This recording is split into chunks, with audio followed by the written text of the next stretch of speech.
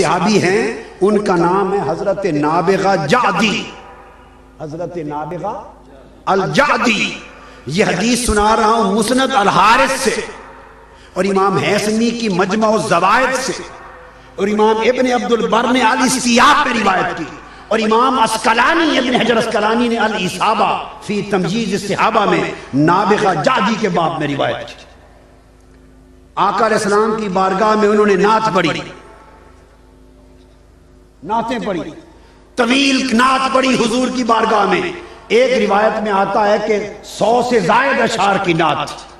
آقا علیہ السلام نے نعت سنی۔ اب دیکھیے، اگر نعت کو یہ اہمیت نہ ہوتی، میلاد کو یہ اہمیت نہ ہوتی، تو 100 اشعار ایک نعت خان سے آقا بیٹھ کے سنتے تھے۔ تو یہ کیا تھا؟ یہ ذوق تھا جو آقا نے پیدا کر دیا تھا، یہ کلچر تھا جو حضور نے پیدا کر دیا تھا، اور 14 صدیوں سے وہی میلاد کی شکل میں چلا آ رہا ہے۔ نابغہ جعدی نے یہ نعت پڑھی آقا کی، حضور خوش ہوئے۔